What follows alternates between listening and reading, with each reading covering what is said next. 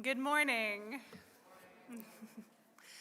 Today's sung prelude is a piece of music that was written by a collaboration of American and Canadian artists at the Song Roots Festival in BC, which this past fall, Moira Smiley and Ada Hetko from the States, and Coco Love Alcorn and Myri Britton from Canada.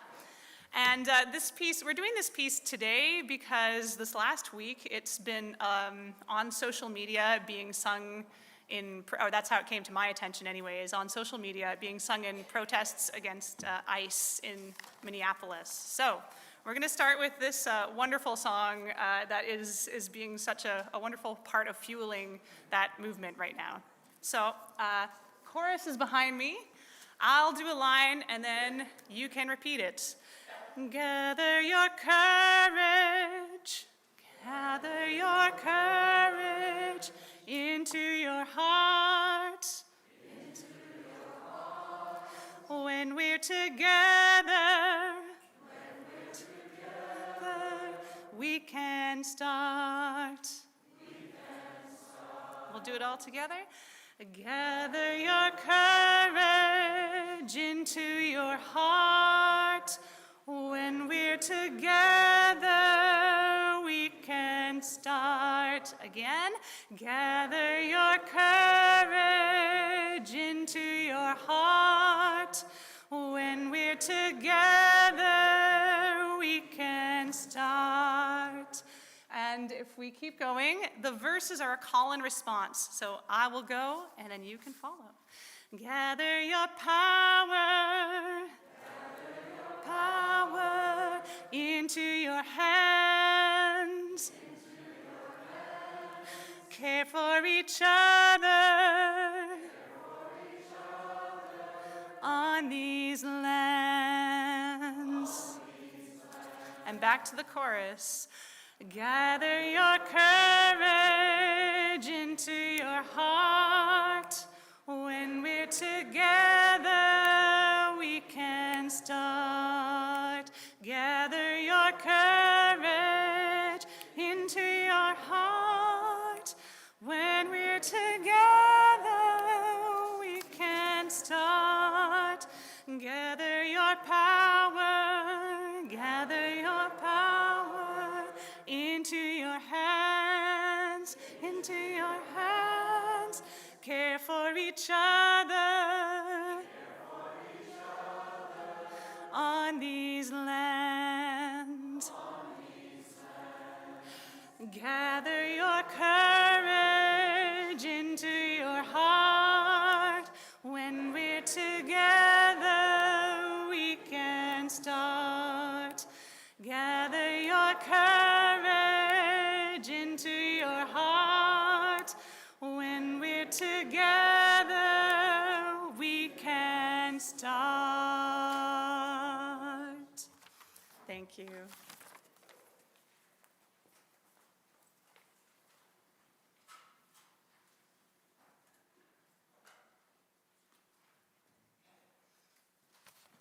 Good morning, everyone.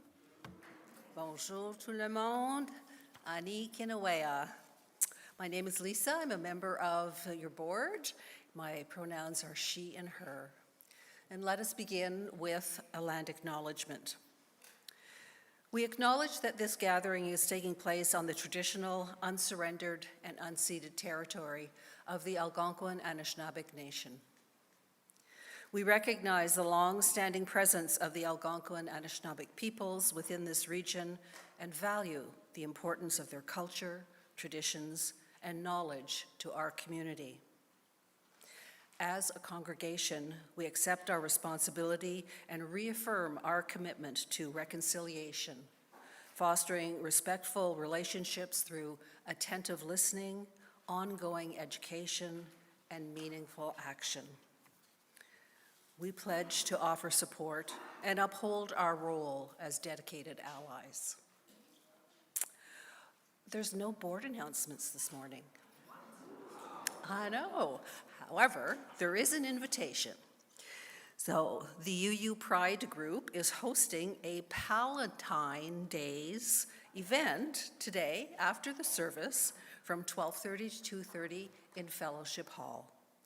Please join 2S LGBTQIA+ friends, their chosen family, and allies from the FirstU community for snacks and fun activities. Kids are welcome to attend with caregivers, as there's no caregiving available, like babysitting, childcare is the right word. There's no childcare available. So I hope to see you there after the service. Enjoy the service.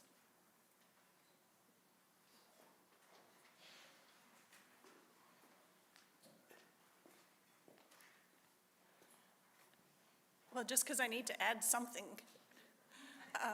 There's a little typo in the order of service. I know, can you believe it? It says that, oh, where did it go? I don't have an order of service in front of me. The gathering after the service in Fellowship Hall is actually at 11:30 a.m. and not p.m.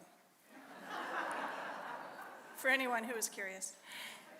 So good morning and welcome. I am the Reverend Lara Cowtan. My pronouns are she and her, and I'm delighted to be with you here today. I, for one, actually appreciate this really crisp weather. I like the blue sky and the fresh air, and I'm glad that you're all here with me. If you're joining online and decided to stay home in the warmth of your environment, we're glad that you're here with us. We know that you are part of this community and hope that you feel the warmth of the welcome here too. And I'm wondering if we can maybe just wave at the camera. Wait, it's back there. Wave at the camera. Thank you. And so those of you at home, please, if you have a candle, to get ready to light that with us as we light our chalice here for our time together so that you can create that worship space at home too. This morning, each of us is welcome. We of any heritage or faith, of any culture or race, of any gender or orientation, in any body, all that we are, whatever we are seeking here this morning, all of our gifts and our wounds, our laughter and our tears are welcome here. Today we are all part of this spiritual community, and we come together to refill our spiritual well springs of hope and possibility, love and justice, and to lift up into our values that we might return to the world refreshed and ready to begin anew. So welcome. Dear friends, welcome to this hour that we have carved out of our Sunday mornings here together. It is good. It is good to be here with you.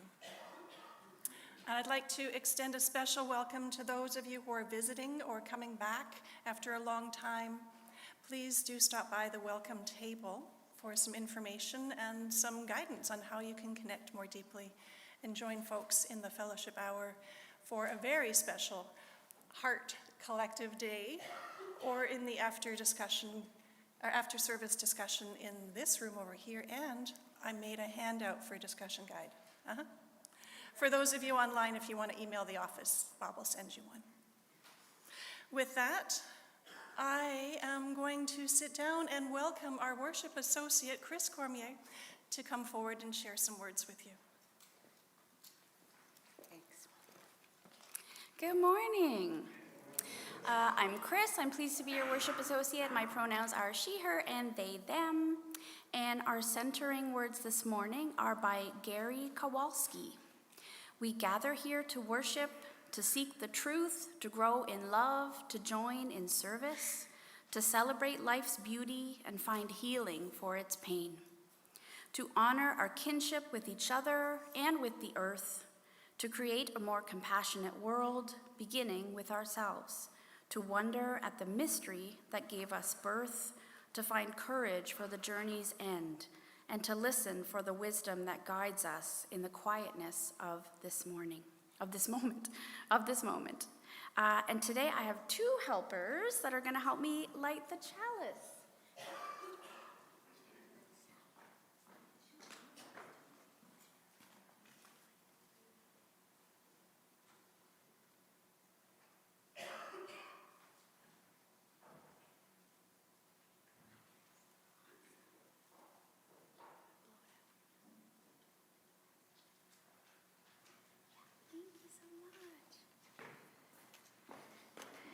thanks, we light our chalice as a symbol of our faith, the light of truth, and the warmth of love.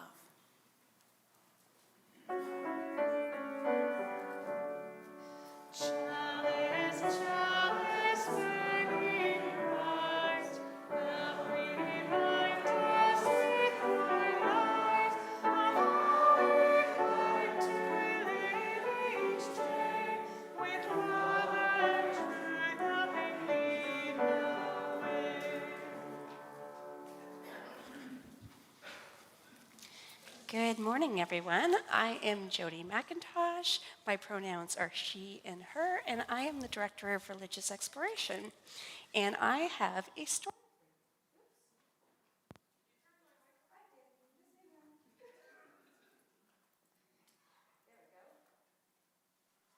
All right, I have a story for you this morning. So, our theme this month is truth. Now, being truthful is very important, isn't it? Right? We should always be truthful with our words. So imagine if we were, you were drawing with your friend, and you drew this beautiful picture, and your friend just kind of scribbled on their paper, and you said to them, "I don't like your picture." Would that be true? Yeah. That could be true. That's your opinion. You're allowed to have it. But we kind of need more than just being true, don't we? So imagine this is a gate. All right. Do I have a volunteer? So my statement was, "I don't like your picture." Is it true? Does it pass the truth gate? I think it does. Rennie, do you want to walk through my truth gate for me? That's okay. Beautiful. My statement is true. But I don't know if it might pass our next gate. We have another gate. And our second gate is it kind? Because we have to think about being more. Can you come hold it for me? We have to think about being more than just truthful. Over here.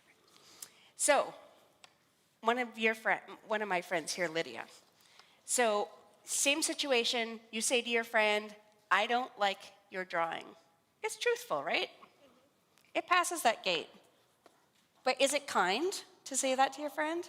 No, so you would stop, and you can't go through the kindness gate. Thank you. All right, you may sit down. Now, what if I had another statement? Let's say you say to your friend, "Hey, I really like your sparkly dinosaur shoes." Evelyn, do you want to try that one out? Is it truthful? You like her shoes. All right. That's okay. You're good. Is it kind? Fantastic. All right. Now, if you were at school and you're in the library and it's during quiet story time and you really, really, really wanted to tell your friend, "I really liked your dinosaur shoes," it's true and it's kind, but is it necessary right now? It's maybe not the best time to tell your friend that you like her dinosaur shoes. So you would stop at the necessary gate. Come back around, and we're going to try it again. You're now out at the playground, and you really want to tell your friend that you like her sparkly dinosaur shoes. And she's feeling a little sad, and you kind of want to cheer her up. Do you want to try this one, Rennie? So is it true that you like her shoes? Is it kind that you like her shoes? And is it necessary, and is it a good time to tell her? The statement passed through all three gates. So there was a wise storyteller way long ago, a wise person, who said, "Let your words pass through these three gates. Is it true? Is it kind? And is it necessary?" We're going to run through one more. What if you see your friend and they have a piece of toilet paper stuck to their shoe? This might be a tricky one. Who wants to try this one out? Lydia? All right, come on up. So, is there a piece of toilet paper stuck to their shoe? Yes, it's true. Go for it. Is it kind to tell them? Well, they might trip or they might be embarrassed. So, yeah, I would say it's kind.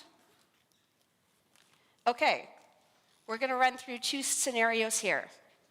What if I said to my friend in the middle of class, in front of everyone, "You have toilet paper stuck to your shoe"? Was that necessary? No.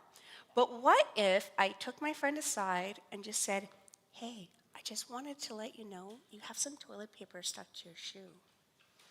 Is that necessary? Yes, because I could be saving them from further embarrassment or from tripping on the toilet paper. So sometimes you have to think about the situation and how you say your words, whether it is necessary or not. So think about this next time you want to say something to a friend. Is it true? Is it kind? And is it necessary? Thank you. And just before we go, I want to welcome up Esther Paul. Esther Paul has been our childcare assistant for the last few months, and Esther is going to be our new religious exploration assistant. So we welcome them into this new position, and we will soon be hiring a new childcare assistant to work with us for Sundays. Thank you, Esther. We have a small but mighty group today because it looks like the weather has kept some folks home. So all of our friends are going to be gathering in our chalice room, which is room 2, and our families can come downstairs and pick them up there. All right, thank you very much. Let's sing them on our way and send them our love as we do.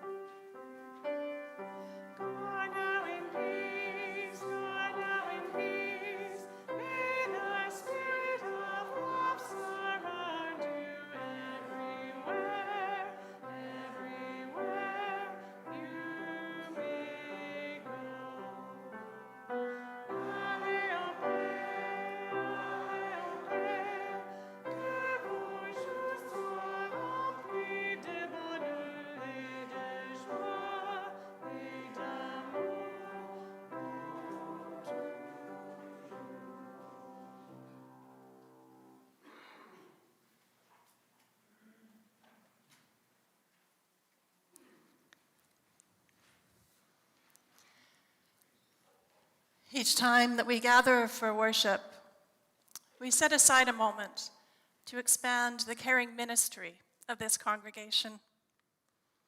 Together, we recognize the cycle of life and death and the circle of love, compassion, and witness that is at the center of this and every sacred community. Let us take a moment now to prepare our hearts for this time of sharing. I invite you to take a deep breath, settle yourself into your seats, squeeze your shoulders up, and release. And listen to the healing sound of our singing bowl.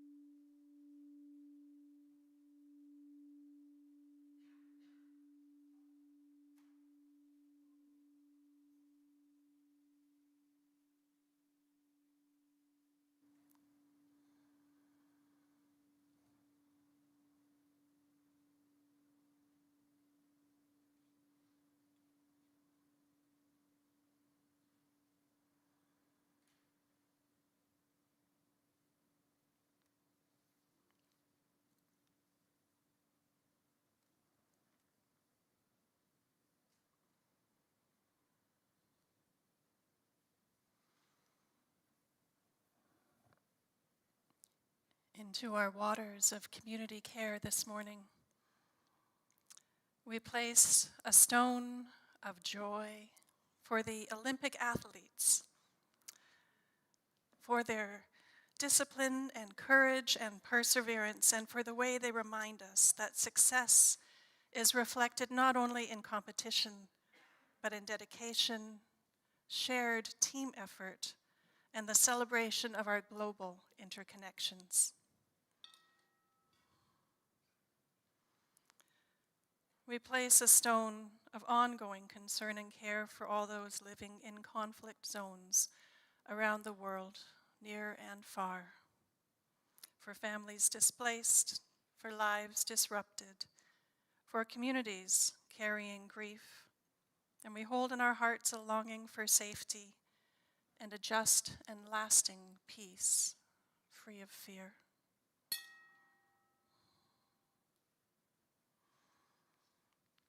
From among our community today, we have several caring cards at the back for you to sign and to send your greetings.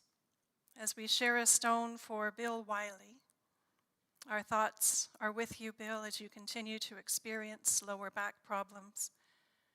In the hope that you will soon recover, we are sending healing wishes your way. And for Jocelyn Loffelholtz-Ray, in celebration of your 95 years of life and the creativity, poetry, artistry, and activity that you've shared with our congregation over so many years. A stone for Isabel Burrows. Yay, Isabel, you are finally home from rehab. Thinking of you and cheering you on. And for Bobby Engel and Sam Wilmot, wishing you love and strength as you face Sam's diagnosis and cope with your own mobility struggles. And we offer stones too, for those among us who are holding deep griefs and sorrows and concerns about their own health or that of a loved one, or grieving a beloved who has died. And there are those who have come here today with a joyful heart, those celebrating birthdays and anniversaries and milestones. We celebrate with you. At this time, I invite you to come forward as you wish, as you feel so called, to share your own stones in our community waters.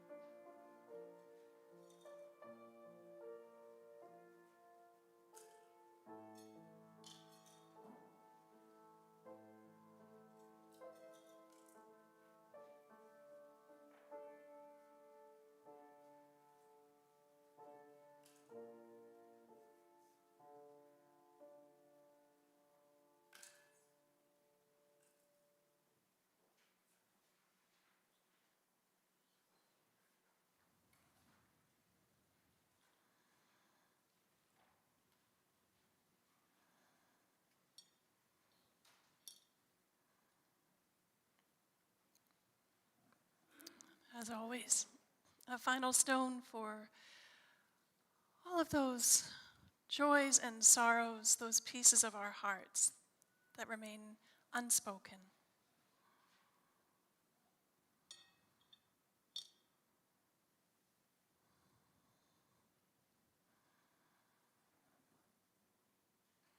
May all that we have shared and all that we carry be lifted through the waters of this community. May our burdens be lighter. Let us join now in a moment of silence for our own thoughts and prayers.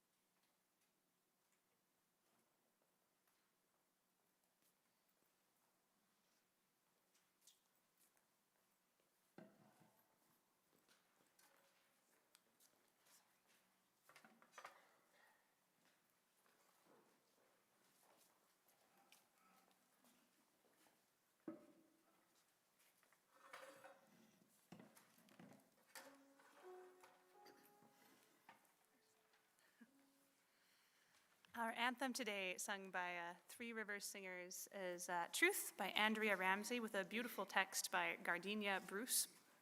And it will feature a little solo by Chris Cormier.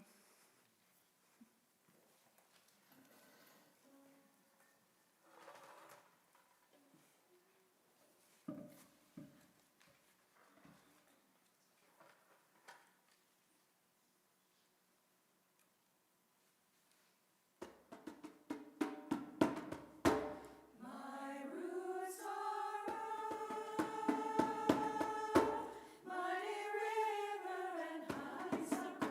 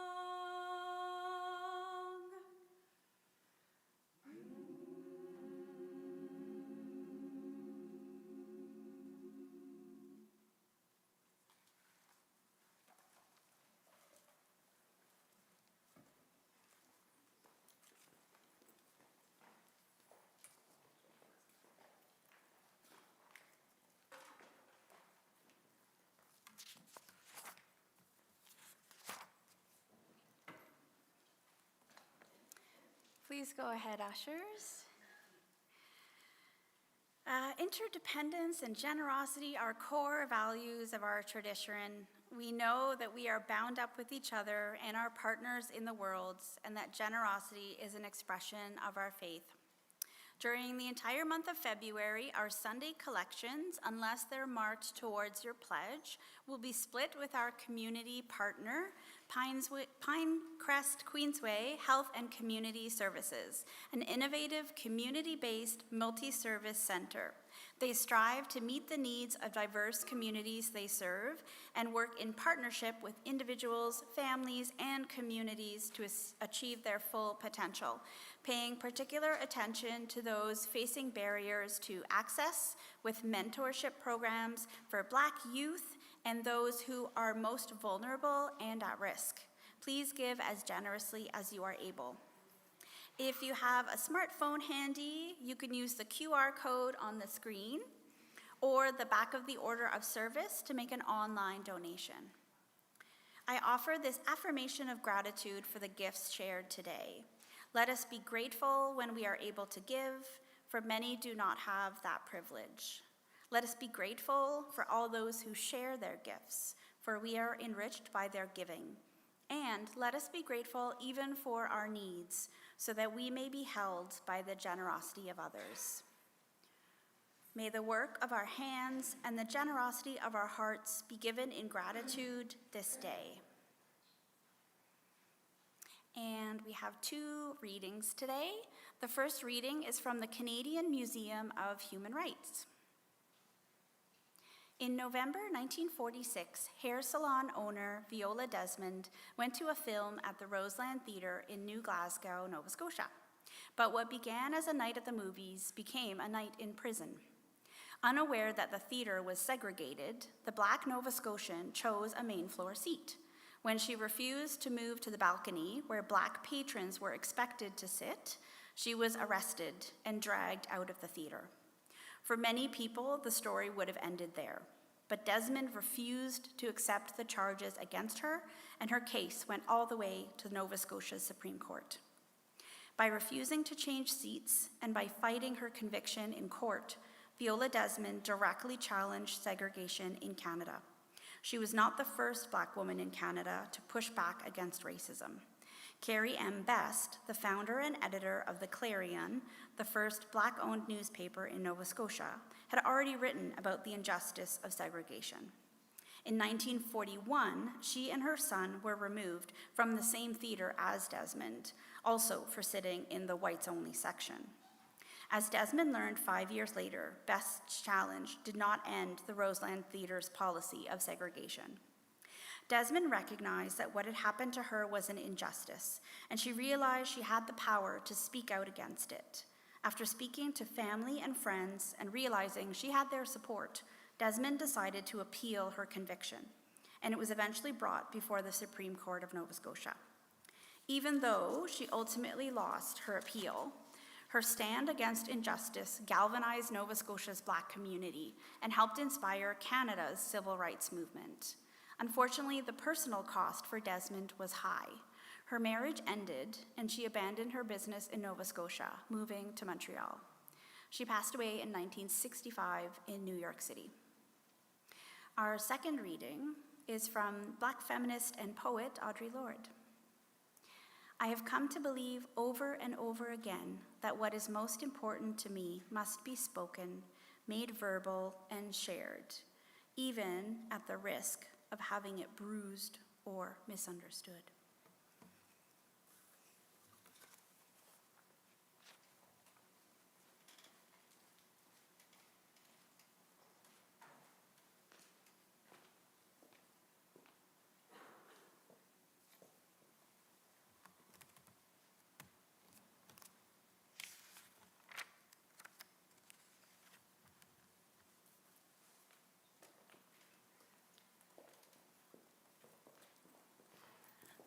Please rise in body or spirit for our hymn, Filled with Loving Kindness, 1031 in the teal hymnal.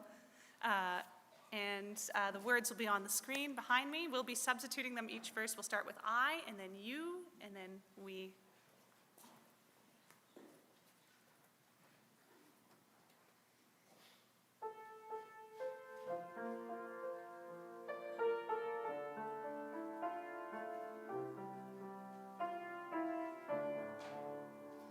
May I be filled with loving kindness. May I be well. May I be filled with loving kindness. May I be well. May I be peaceful and at ease. May I be whole. May you be filled with loving kindness. May you be well. May you be filled with loving kindness. May you be well. May you be peaceful and at ease. May you be whole. May we be filled with loving kindness. May we be well. May we be filled with loving kindness. May we be well. May we be peaceful and at ease. May we be whole.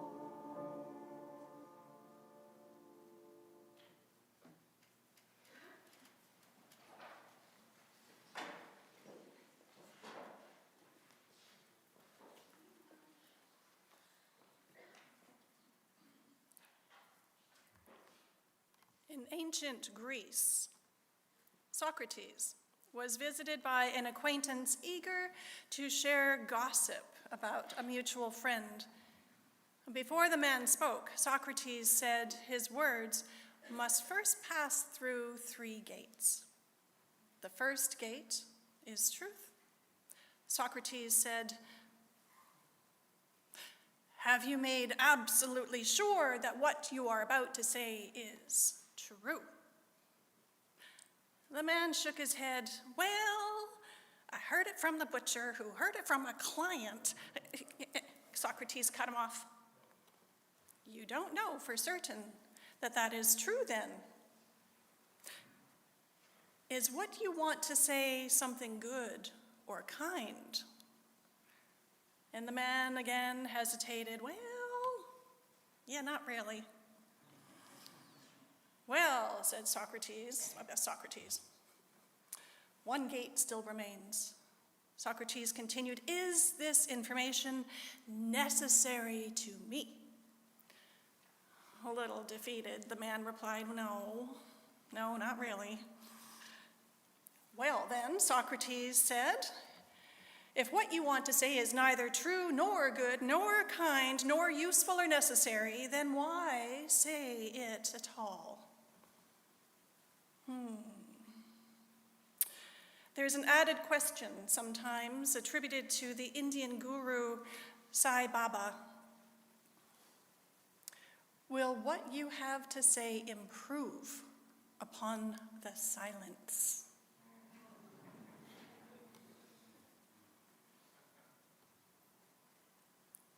Thought I'd let that sit for a second. These are sometimes called the gates of right speech. Passing communication through these filters fosters honest and purposeful and compassionate interaction. Is it true? Is it kind? Is it necessary? Does it improve upon the silence? Well, I have to be honest with you. Some days I'd be lucky to get 3 out of 4. Okay, maybe 2 out of 4. I try, though, right? We try. Do you try?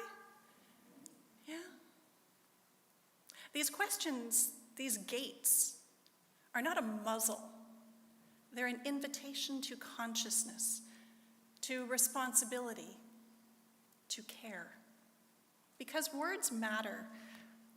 Words build trust. Words rupture relationships, and words can liberate. And words wound. Words shape the air between us. They create the emotional climate of a room, and they linger long after sound fades and you are once again in silence. And in a time of polarization and misinformation and deep differences, learning how to hold truth with care may be one of the most urgent spiritual practices we have before us. And we must name something else here. We are living in a time when artificial intelligence can generate essays and images and voices and even videos that look and sound real and question our understanding of what is true. Seeing is no longer believing. We can no longer assume that something published has been verified. And outrage travels a lot faster than fact-checking. So these gates, they matter more than ever. AI tools are being used to create racist and dehumanizing images, including memes that can depict Black leaders as apes, reviving one of the oldest and most violent white supremacist tropes. And when images like that circulate, whether targeting Barack and Michelle Obama or others, they echo a long history of dehumanization. So the question becomes then, not only is it true, but also does sharing this participate in harm? And sometimes the faithful response is not silence, but interruption. Countering falsehood with facts is care. Naming racist or transphobic tropes for what they are is care. And saying clearly, that dehumanizes people, and I will not participate. That's care. But not every falsehood deserves all of our energy. And some do require a response, especially when they target the dignity or safety of vulnerable communities. Interrupting and correcting, it doesn't require shouting, but it does require courage. And my friends, not every forwarded video needs another click to push it into the world for someone else's doom-scrolling algorithm. This is not entertainment. And not every piece of outrage deserves oxygen. How could any of us breathe? But when silence would allow harm to multiply, speaking becomes an act of solidarity. So kindness here may mean correcting misinformation without contempt when we're able. It may mean refusing to shame someone publicly while still refusing to let the harm pass unchecked. This is a skill that takes some practice. AI did not invent racism or disinformation. Humans have wrestled with both for centuries. But AI accelerates truth and harm at unprecedented rates. Digital discernment is no longer optional. It is spiritual hygiene. Do you know what I mean by that? Digital discernment. Maybe not checking your email first thing in the morning. Maybe not passing on something that upset you so that other people can be upset to maybe just checking the amount of time that you spend each day because you're conscious of how it impacts you. Spiritual hygiene is just like washing our hands. We need to take care of our own health. I'm not preaching against technology. I'm preaching for responsibility. The struggle over truth is not new. The tools may change, but the moral question remains. Now, we've heard earlier about Viola Desmond, and I'm sure many of you, or if not all of you, know this story, as she is actually on some of our money, right? In 1946, Viola refused to move from her seat in the Roseland Theatre in New Glasgow, Nova Scotia, and she was arrested and jailed and charged on tax evasion for $1 because that was the difference in the ticket. She could have let the story end there, and instead she appealed. She challenged injustice publicly, and she lost her case. But her refusal galvanized a movement. Her truth was not convenient. It was not polite. It disrupted the status quo, and it cost her dearly. But it was necessary. And this is where we must handle these gates of right speech carefully. Because is it kind can be misused to protect comfort over justice. There are truths that disrupt, truths that expose, truths that unsettle and must break the silence of complicity. Our other reading this morning from Audre Lorde, she said, "I've come to believe over and over again that what is most important to me must be spoken, made verbal, and shared, even at the risk of having it bruised or misunderstood." That is moral courage. There is a difference between words that tear down and words that tell the truth about harm.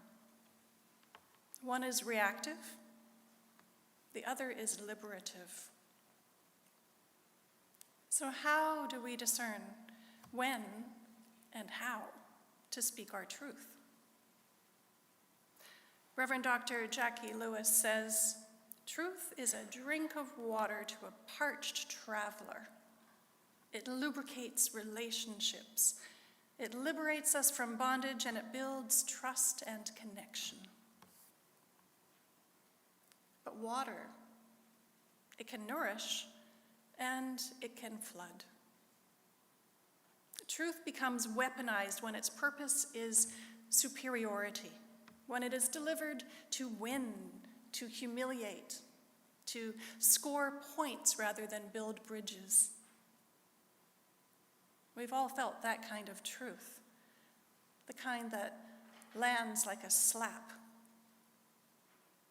Liberating truth feels different. It may sting, but beneath it is care, a desire for wholeness, for relationship, for repair. Liberating truth asks, how can we move closer to justice together? Weaponized truth asks, how can I prove I'm right? Holding truth with care means not only examining what we say, but why. Why must it be spoken? There are low-risk truths. I think you have something in your mouth, teeth, that kind of truth. Or I think your mic is on mute kind of truth. Or I noticed that email went to the whole list kind of truth. These are small kindnesses. They protect dignity and prevent unnecessary embarrassment. The toilet paper on the shoe kind of truth. Yes, And then there are the high-risk ones. The I need to say something that feels really hard kind of truth. The I'm concerned that this harms people kind of truth. And the I don't agree with that point of view kind of truth. High-risk truth-telling requires courage and grounding. And without compassion, truth can easily turn sharp. And yeah, those I statements, they help them land. This month, our theme is the practice of discerning truth. And next week, we'll explore the free and responsible search for truth and meaning, our fourth principle. But for today, we're going to stay with the heart. Because before we debate truth, we must survive telling it. Before we analyze meaning, we must tend to our nervous systems. And many of you practiced this last Tuesday with Susan's empathy workshop. I hear that was fantastic. Strengthening your muscles of listening and staying present when emotions run high. How to frame your communications in ways that they will connect with honesty and care. That work is not peripheral to truth, it is foundational. Because polarization does not only live in parliaments and on social media, it lives at our dinner tables, in our friendships, even within our congregations. And when you find yourself in a room with someone whose understanding of reality feels completely different from yours, what do you do? Do you argue? Do you withdraw? Do you double down and make sure they know how right you are? Do you go silent and stew and mull it over later and work yourself up? But sometimes that difference, it's not abstract, it's actually about someone's identity, who they understand themselves to be, it's about their safety sometimes, or even their very right to exist, this difference. Janaya Khan, the co-founder of Black Lives Matter in Toronto, speaking from their lived experience of being Black, queer, and gender non-conforming, Janaya reminds us that privilege isn't about what you've gone through. It's about what you haven't had to go through. And right now, we're in a time that is calling us to learn the stories that we don't know. Learning the stories that we don't know, especially the ones that we've never had to live, or maybe even couldn't imagine. That too is part of discernment about truth. Mine, yours. Sometimes what feels like a disagreement is actually unfamiliarity. Something we'd never thought about, could never put ourselves into those shoes. These are the stories we need to learn. Sometimes what feels like debate is someone asking to be believed, witnessed, heard. Holding truth with care means recognizing that our own experience is never the whole story. Self-compassion is the ground of sustainable truth-telling. When we're exhausted or flooded with everything that's coming at us, our words are rarely wise. I'll speak for myself. My words are rarely wise when I feel flooded by the world and I'm exhausted. I've sat with congregants here, some in this room, who are struggling to share their whole truth in ways that their loved ones can receive and hold them. Not because the truth is cruel, but because it is vulnerable because it risks rejection, because it asks to be seen. Sometimes care means pausing before replying, stepping away from a conversation that might be uncomfortable, saying, I love you too much to fight about this right now. Boundaries are not walls, they're fences with gates. They say, this is where I end and you begin, and this is what I can offer, and this is what I cannot carry. And when our compassion includes ourselves, we're less likely to speak from resentment, less likely to erupt or implode. And that steadiness allows our truth to come from clarity rather than reactivity. Bell Hooks once said, "For me, forgiveness and compassion are always linked. How do we hold people accountable for wrongdoing and yet at the same time remain in touch with their humanity enough to believe in their capacity to be transformed?" Notice that she includes accountability. Compassion is not pretending that harm did not happen. It is not smoothing things over. It's not asking the wounded to stay quiet for the sake of someone else's comfort. The Truth and Reconciliation Commission reminded us that healing requires truth sharing, public acknowledgement, apology, repair, transformation. Truth-telling is not about humiliation. It is about relationship and integrity and a hope for a better future. And integrity sometimes means speaking even when reconciliation is uncertain. There's also a quieter layer of truth, the truth about ourselves. Virginia Woolf wrote, "If you do not tell the truth about yourself, you cannot tell it about other people." Before we speak, we might ask, am I speaking from hurt or clarity? Am I trying to win or to connect?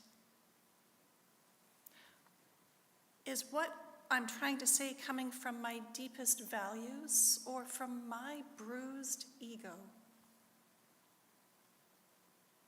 Sometimes integrity calls us to speak, and sometimes integrity calls us to be still and to wait in the silence. The silence is not always avoidance. Sometimes it's discernment. And sometimes it's restraint. Going back to those questions about why I might be speaking. So the deeper question is not simply why, or not simply should I say this, but what serves love here in this moment? What serves love in my words, in my response, in my reaction, in my truth? Now, anger is a reasonable response to having our personhood and our values violated. And I think anger can be shared in love. But compassion is not the opposite of anger. Anger can illuminate what matters most, or it can consume us and everyone around us. Can we let our anger be energy for protection and solidarity without letting it scorch everything? Dr. King said, "Hate is too great a burden to bear. We already carry enough." So treat your anger with care and pass it through the gates. Those gates. Perhaps they're less about perfection of right speech and more about the formation of caring communication. Each pause as we discern shapes us. Each measured tone strengthens us. And each moment of curiosity over contempt matures us. We grow into better human beings when we take a moment. When we take a moment to think and value and weigh our words. Imagine what our relationships would be like if truth were always held in this kind of care, in our homes, in our congregations, in our communities, in our government halls. Truth without compassion fractures relationship, and compassion without truth erodes integrity. But when we hold truth with care, when we let it pass through all these gates of consciousness and courage, it becomes something else entirely. It becomes a practice of love. And that, perhaps, is the deepest and truest gate of all. May we open this gate of love wide enough for all to pass through. May it be so. Amen. And blessed be.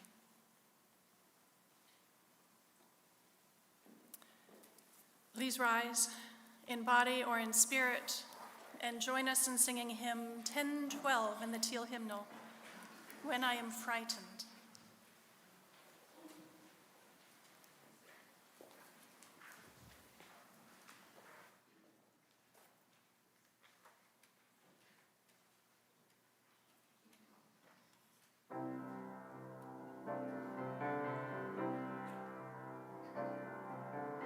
When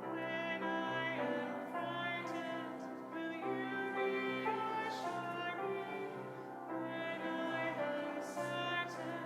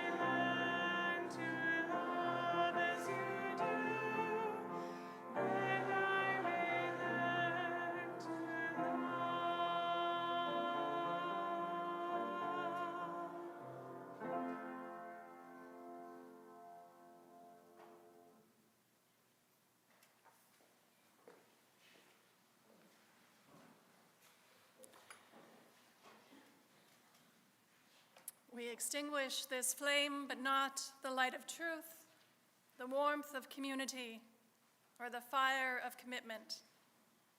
These we carry in our hearts until we are together again.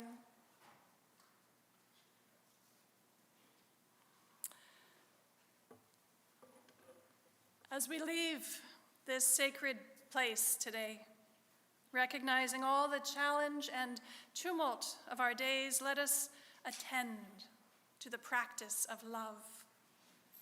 May we remember to praise this gift of life and to be awakened to its wonder and its beauty. And may we kindle more joy, more love, and more song in our hearts into our days. Be led out in peace, and may we give back in love. Please rise and join in singing one more time, the Spirit of Life.